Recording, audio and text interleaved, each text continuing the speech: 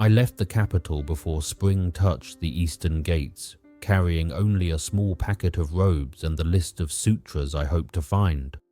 The city still smelled of markets, cloth, fish, tobacco smoke. Men with many tongues traded at the gates, and lute players tuned thin songs to steady the feet of travellers. We walked in a line that looked like a slow river, camels between us like small islands, and the mountains ahead rose hard as a wall. I remember thinking of nothing noble then, only of how to mend a strap and keep a beast from stumbling in the night. At the oases, the water tasted of iron and the light lay flat on the canals.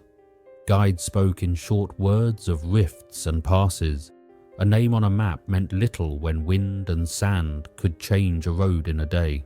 Merchants joined us, men who traded horses as if they were wallets, and craftsmen who kept their tools close like prayers. The life between markets was simple.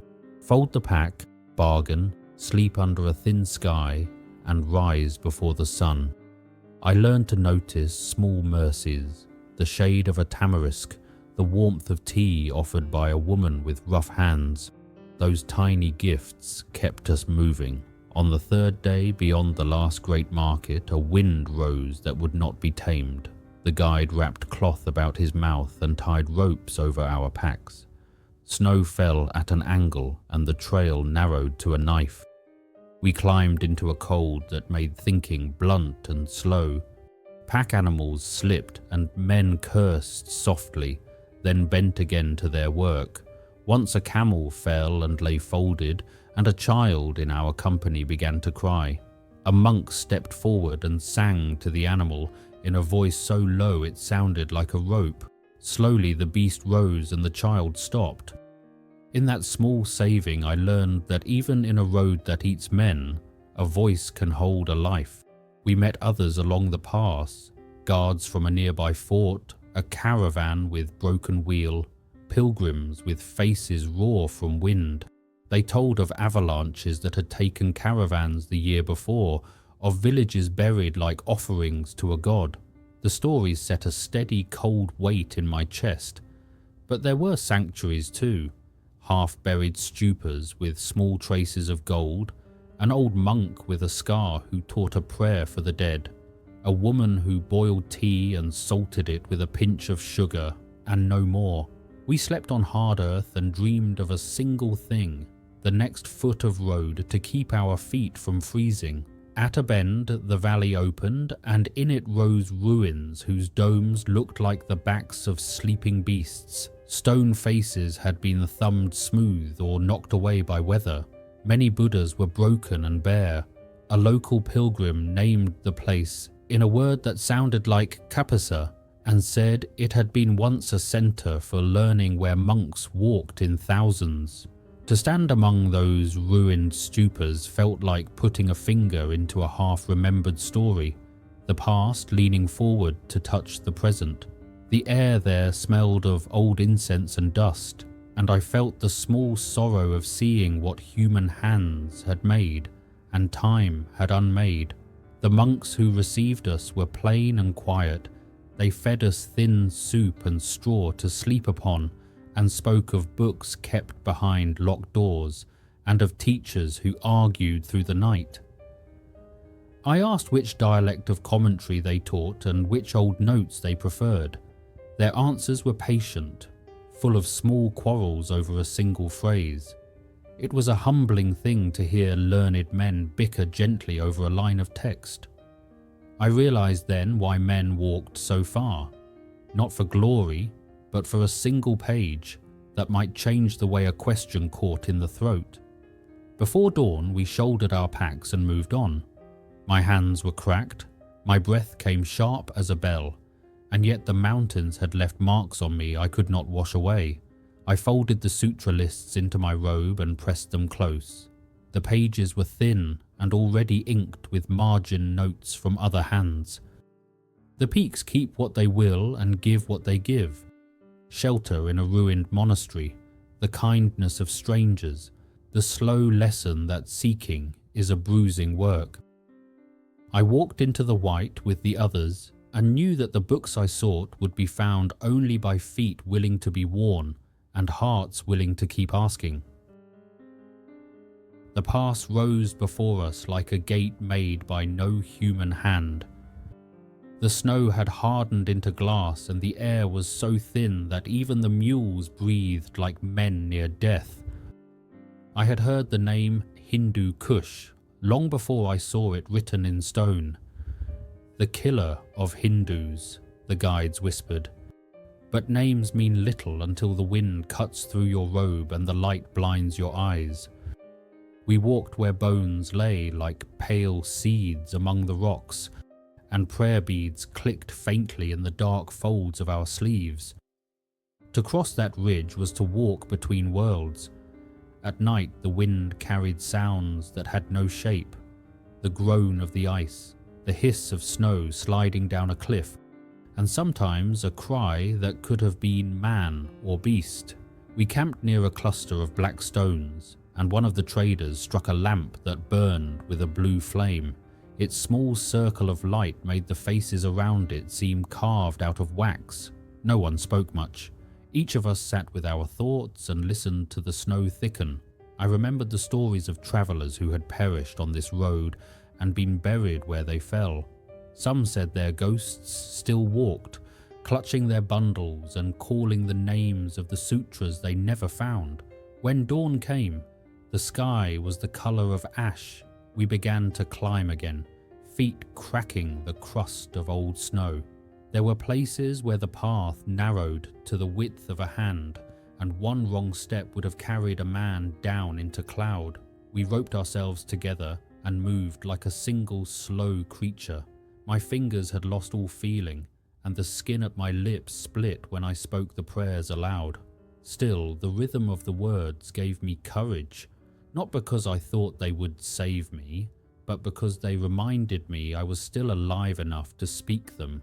We crossed an arch of ice that looked like the rib of some ancient animal. On the far side stood a small shrine half buried in snow, its prayer flags stiff with frost.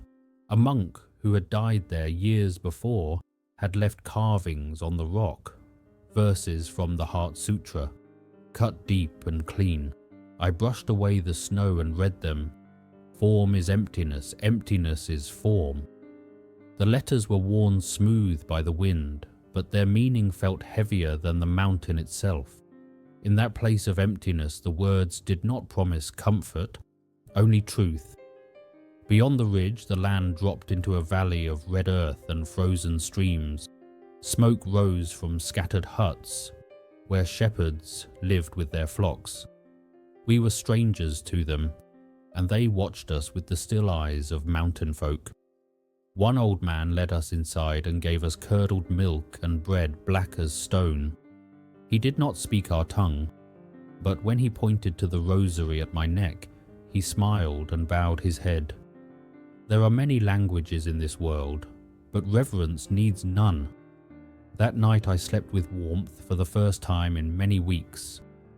In the morning a storm had cleared, and we could see far beyond, down to the dry plains of the west, where the air shimmered and the horizon looked endless. Somewhere past those deserts lay the land of Gandara, where the great monasteries were said to hold scrolls of every school and every tongue.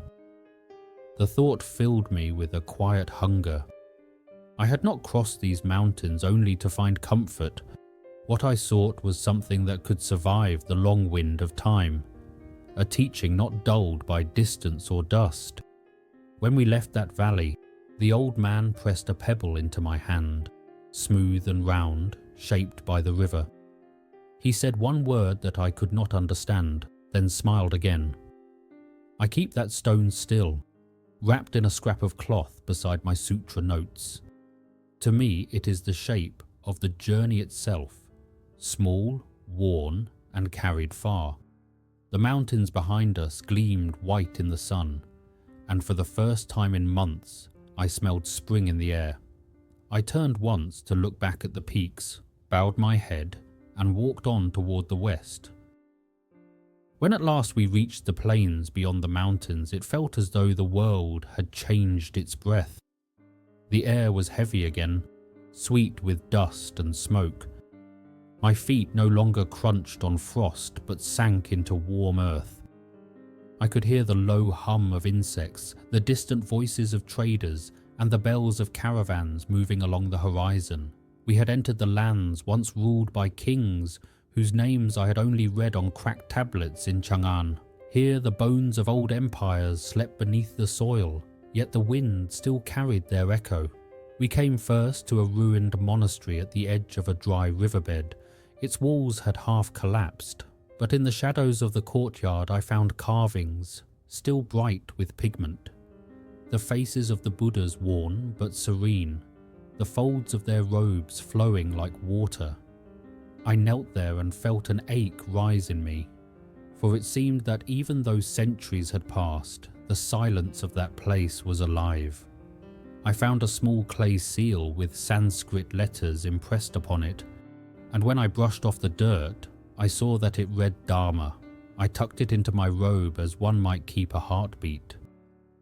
Further west, we followed the valley roads that wound toward Gandara.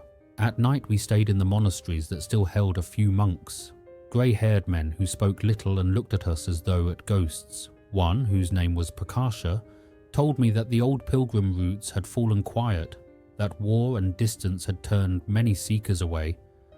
But the Dharma still walks, he said, tapping his chest, as long as one remembers. I asked if the scriptures I sought still existed here, the Vinaya, the Abhidharma, the tales of the Blessed One's lives. He smiled and said, "Some are dust, some are breath. You must learn to read both."